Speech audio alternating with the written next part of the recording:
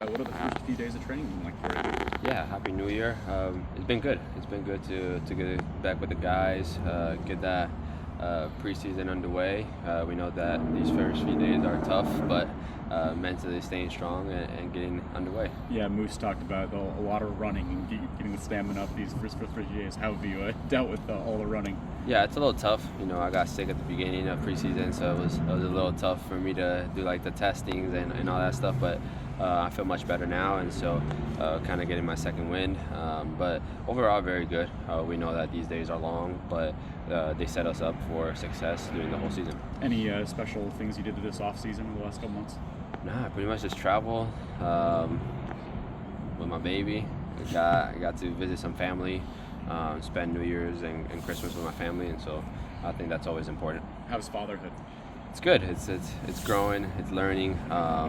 Every day, no sleep, less video games, and so starting to adapt, making sure that I can still make time for me and my girl, and make sure that we can have that time for ourselves, because I think it's important as well. So are you looking forward to getting away and out of the country for a little bit, and are you gonna miss your?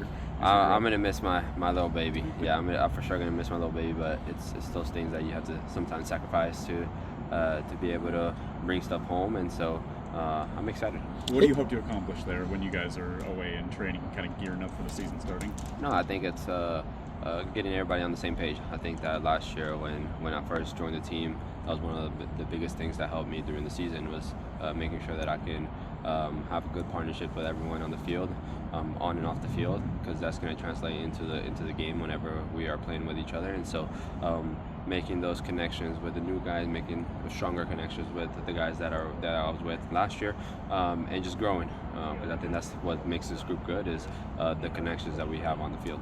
Jesus, individually, how do you build up from a season where you were, important for this team for success, played so many minutes, so many matches, how do you build on it to have an even better season? I think number one is staying healthy, doing everything possible outside of the field to stay healthy and be available. I think that's the biggest thing, is just staying available, and then everything on the field will come easy with the help of the teammates, the help of the coaches. And so I think number one is staying healthy, and then number two, making stronger connections, because I think once those connections were built towards the end of the season, that's when you got the best version of myself. If I think from the Club World Cup and on Leagues Cup and all that, that's when you got the best version. And I think that comes from having those 6 months, 7 months of just connections and learning each other. And I think this year that's going to be the mode that I'm in. I'm on a high alert. I'm going to be motivated to be successful on the field and off the field, and to help my teammates in any way that I can. You're a high IQ guy when it comes to soccer, so I'll ask you this. What have been your early thoughts on Hassani Dotson and Nikola Petsovic in this couple of days? Yeah, Hassani, I've known him for a little bit now. We met during the years in the league, and he's a great guy off the field, and I think that's one of the most important things when it comes to a club like this, because we don't do a lot of changes, and so to have guys that are good off the field, it makes it a lot easier to integrate into the group and into the field. And on the field, we know how good he is, how a warrior he is. You can see it in the first few trainings, how he's gonna get stuck in, he's gonna fight for every ball, and so that's something that we need to improve in the trainings, and then he's gonna bring that, and so that's gonna elevate our level to another way. And Nicola, he only trained once with us, so we haven't seen much, but he's another guy who's gonna have a motor in our midfield, and he's gonna help us out, and it's more high level players, and so that's gonna raise our intensity on the field, and everybody's gonna fight for a spot. Brian talked about this team holding each other more accountable, leadership voices. Do you feel like you're one of those guys that is vocally a leader? Are you more leader by example? And what are your thoughts on that from Brian? Yeah, no, for sure. I think that everybody's a leader in a different way, and I think for me, that's something that I have to improve. And because I'm kind of like the middle guy, I'm 25. I'm like close to the older guys, but I'm close also to the younger guys. So I'm kind of that bridge between the older and the younger. And so for me, I take that responsibility high. You know, sometimes if I have to do rondo and count with the younger guys, I'll do it. And if I have to talk to Jordan or whoever that I talk to, and I'll do it. And so I think I'm still getting used to being able to have that role and that responsibility. But it's growing. I think it's important for everybody to hold each other accountable, but also with the respect. So me being that kind of middle ground, it's kind of weird because but I'm learning and it's growing.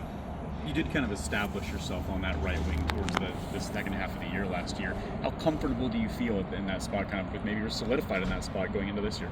No, I think no spot is secure. I think I'm going into this preseason like if I was new, and so I'm going in there and showing Brian what I can do and show the coaching staff that I can play that position and I can play any position that they need me to play. And so I think one of the things that I spoke to them about last year was that I'm coming with a new intensity, new mode, and I'm motivated. I think that the first year was a learning year, and then now that I kind of know the basics, I know my teammates, I know what they need and the minimum that they need from me. It's only up, and so I'm very excited for this next year. I know that there's going to be a lot of games, a lot of competitions, and a lot to show for. So.